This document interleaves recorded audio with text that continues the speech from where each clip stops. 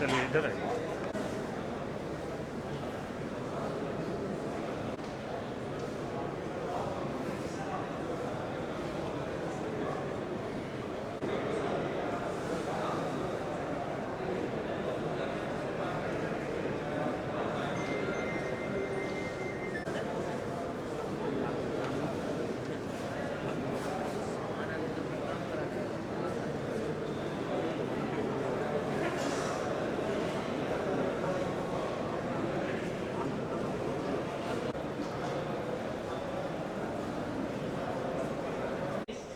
सेना ने बात कही है कि जिस तरह से आपने पॉपुलेशन पॉलिसी के खिलाफ बोला या अपनी सहमति नहीं दी, उसने भाजपा को बोला कि आप समर्थन वापस ले लीजिए यहाँ से। उसको कुछ समझ है, खुद कहाँ है जानते हैं। इन लोगों का जो स्टेटमेंट होता है उसका हम नोटिस लेते हैं। एक घटना घटी थी, आपको याद नहीं है, जो बेचारे की मृत्यु हो गई थी, क्या हुआ था उसमें, जो हम लोगों ने कहा कि ठीक है सीबीआई इसको देखेगा, क्या बोलते रहता था। इन लोग की बात पर ध्यान देने की बात है, हम तो नहीं देखते हैं। हम तो ये लोग क्या बोलता है उस पर हम नोटिस ही नहीं लेते। लेकिन आप बता रहे हैं कुछ बोल रहा है तो हमने नहीं ध्यान दिया किस चीज़ के बारे में बोल रहा है। वो पॉपुलेशन पॉलिसी पे जो आपने बात कही थी, इससे शिवसेना नाराज है। हम पॉपुलेशन पॉलिसी पर जो बात की है, पिछली बार आप लोग पूछ रहे थे, हमने तो आपको बताया कि जान लीजिए कि इसके लिए क्या करना चाहिए जो सबसे इफेक्टिव है। कौन राज्य क्या करेगा उस पर हमको कुछ नहीं कहा, तो बोल दिए थे ना कि कौन क्या करना चाहते करें। लेकिन मेरी समझ से जो सबसे बड़ी चीज़ है वो हम पिछली बार बता दिए थे कि जब तक आप महिलाओं को पढ़ाइएगा तो उससे बहुत ज़्यादा होगा। और हमने पूरी कहानी आपको बता दी, जो पूरे देश का सर्वे हुआ था, बिहार का सर्वे हुआ था। पति पत्नी में पत्नी मैट्रिक पास है तो जो प्रजनन दर 2 है, और अगर पति पत्नी में वो +2 तक की पढ़ाई की हुई है 12वीं कक्षा तक, तो पूरे देश में प्रजनन दर 1.7, और यहाँ तक कि बिहार में ऐसा होने पर और बेहतर 1.6। इसी को लेकर के यूरेका की भावना आई और तत्काल हमने हर पंचायत में +2 तक का स्कूल बनाने का निर्णय ले लिया।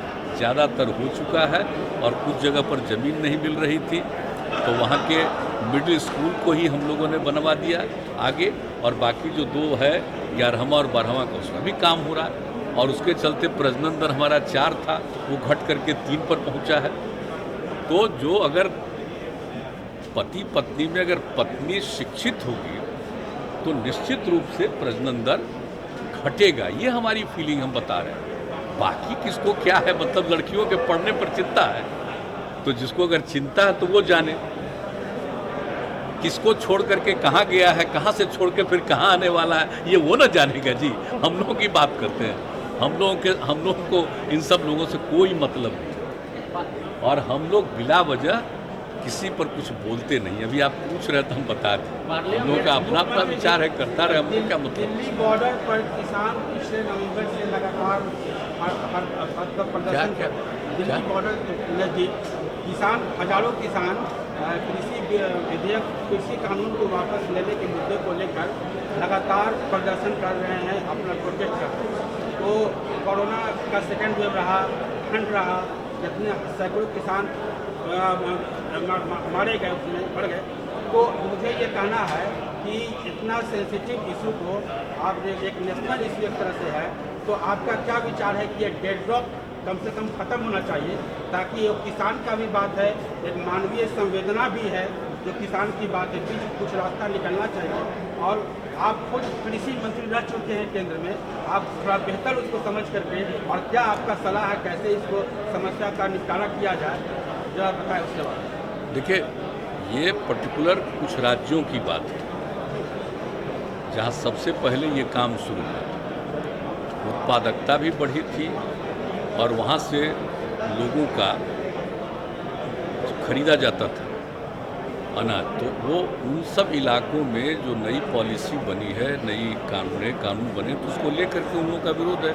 आपस में बातचीत भी कई बार हुई है, लेकिन इसमें तो इन लोगों के साथ बातचीत करके उन लोगों को भी कन्विंस किया जाना चाहिए। बात तो हो ही रही है, लेकिन कोरोना के दौर में इस प्रकार से निरंतर करना ये कोई ठीक बात नहीं, किसी को भी अधिकार है अपनी बात को रखने का, और केंद्र सरकार ने तो कई बार बातचीत की है, तो अभी फिर बातचीत कर लें।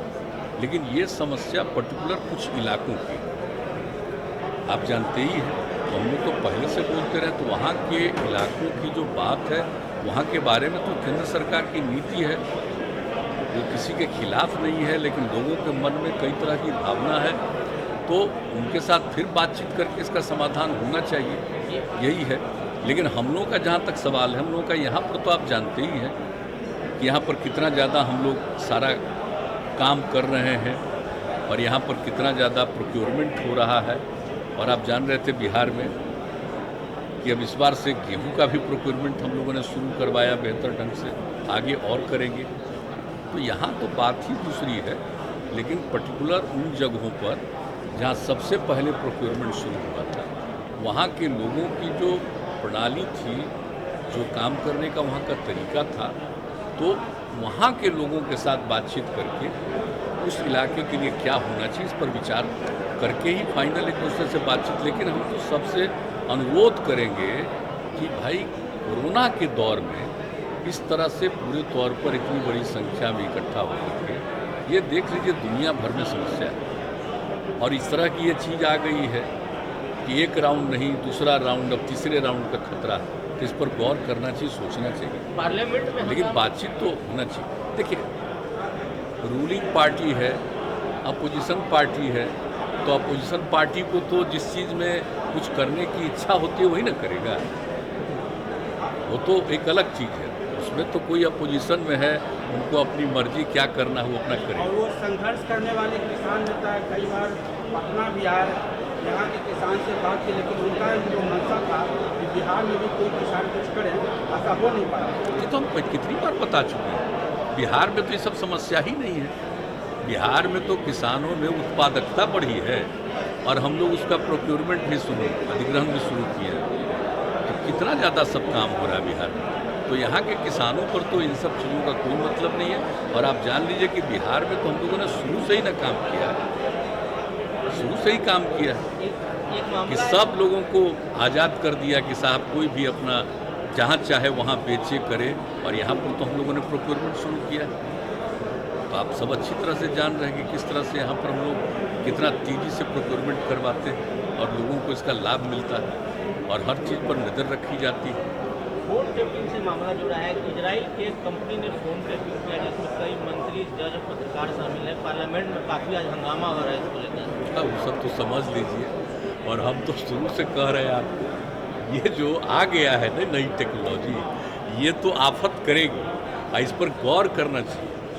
ये जो कोरोना आया है, ये कोरोना का इस रूप से क्यों हो रहा है, एक के बाद दूसरा, दूसरा के बाद तीसरा की संभावना, तो ये सब जो चीज़ें हैं ना, ये निश्चित रूप से आप देख लीजिए कि जब ऐसा टेक्नोलॉजी आ गया है, तो चलिए उसका लाभ भी लोगों को मिलता है, लेकिन इस टेक्नोलॉजी का दुरुपयोग भी लोग करते हैं। ये तो दोनों तरह की बात होती है। तो जानते ही हैं कि किसी चीज़ का उपयोग करना, किसी चीज़ का दुरुपयोग करना, सोशल मीडिया का कितना इम्पैक्ट बढ़ गया है। लेकिन उस सोशल मीडिया पर कोई अगर अच्छी बात भी करता है, तो बहुत लोग निगेटिव बात करते रहते हैं, एंटी सोशल काम करते रहते हैं। तो क्या कीजिएगा, तो टेक्नोलॉजी जब आई है तब से तो ये सब और शुरू हो गया। वो फोन टैपिंग का और फोन के जासूसी का जो टाइमिंग है, वो बड़ा इम्पोर्टेंट है। वर्ष 2017 से लेकर के वर्ष 2019, मतलब लोकसभा चुनाव के पहले, तो आपको ये लगता है कि पत्रकारों का फोन टैप हो रहा है, पॉलिटिशियन का फोन टैप हो रहा है, मंत्री का फोन टैप हो रहा है, विरोधी दल के नेता का फोन टैप हो रहा है, ये सब तो बड़ी गंदी सुप्रीम कोर्ट के जज का फोन ये तो बहुत फालतू चीज़ है। किसी को इस तरह से डिस्टर्ब करना अच्छी बात नहीं, मेरे हिसाब से तो बिल्कुल बेकार बात है। और ये जो नई टेक्नोलॉजी सब आ करके इसका जो दुरुपयोग हो रहा है, और किस तरह से इसका बुरा असर भी पड़ रहा है, कई जगह लोगों को परेशानी होती है, काम करना चाहते हैं उसमें बाधा आती है, कई तरह की बात होती है। अगर कोई निगेटिव और गलत काम करे तो शुरू से ही तो उस पर कार्रवाई करने के लिए प्रावधान होता ही है। लेकिन अब जो आ गया है तो इसमें होता है, कई लोगों को किसी तरह से तंग करना, परेशान करना, ये सब भी चलता ही रहता है। आप सब लोगों को ज़्यादा मालूम है। हम तो तेल के दाम कम नहीं हो रहे, लगातार बढ़ रहे हैं। आपने पहले भी चिंता जाहिर की इसको लेकर, अब तो 100 पार हो गया है।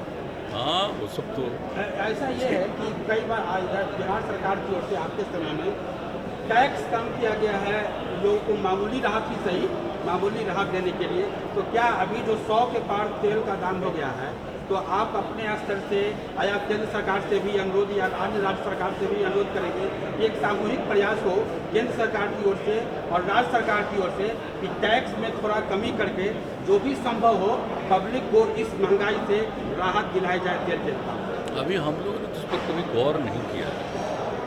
मैंने ईमानदारी से आपको बता देते हैं कि रेट तो बढ़ रहा है लेकिन कभी इस पर गौर नहीं किया। लेकिन आप जो सुझाव दे रहे हैं तो इस पर तो परामर्श किया जा सकता है, बातचीत किया जा सकता है। आपस में पहले हम लोग बात करेंगे, अपने यहाँ बिहार में आपस में पहले बातचीत करेंगे, इसके बाद इसका क्या रास्ता है, किस तरह से लोगों को राहत मिल सकती है, उस पर गौर करेंगे। अभी तक नहीं देखे, ये अखबार में छपता है, रोज़ देखते हैं कि इसकी कीमत बढ़ रही है, ये तो देखते हैं, ये तो देखते हैं। लेकिन ये हम आपको ईमानदारी से बोल रहे हैं कि इस पर कभी क्या करना चाहिए, इस पर अभी हम लोग नहीं सोचे। लेकिन आप पूछ रहे हैं तो हम लोग आपस में थोड़ा बातचीत करेंगे, देखेंगे क्या किया जा सकता है। और एक सवाल ये कि नेशनल रजिस्टर ऑफ सिटीजन ये एक मुद्दा है, लेकिन उसका अभी रिपरकशन ये है कि जो लगभग 19 लाख लोग इस NRC से बाहर हो गए आसाम में, उनके साथ समस्या है कि उनका बायोमेट्रिक्स फ्रीज कर दिया गया है, उनका जो है सो आधार कार्ड नहीं मिल रहा है, तो उनको बैंक में अकाउंट फ्रीज है। और ऐसे कितने लोग हैं जैसे पूर्व राष्ट्रपति फखरुद्दीन अली अहमद के परिवार या ऐसे लोग जो आसाम गवर्नमेंट में नौकरी किए या जो आसाम को रिप्रेजेंट किए, वो सारे लोग ऐसे बहुत जेन्युइन लोग, उनको जो मोटे तौर पर वो जेन्युइन है, वो उनका भी नाम हट गया है और एक गंभीर समस्या है। और कई स्टेट के चीफ मिनिस्टर जैसे ममता बनर्जी कह चुकी है कि हमारे यहाँ NRC लागू नहीं हुआ। तो क्या बिहार के संदर्भ में आपका क्या सोच है कि ये आगे एक समस्या होगा? आप कुछ उसको स्पष्ट कर दें। बिहार के बारे में तो पूरी अच्छी तरह जान रहे जी। हैं, बिहार में तो सब कोई समस्या ही नहीं है, हम लोग से कोई ये आप खूब ठीक से जान रहे हैं, आज से नहीं प्रारंभ से ही तो जान यहाँ रहे हैं। लागू नहीं होना।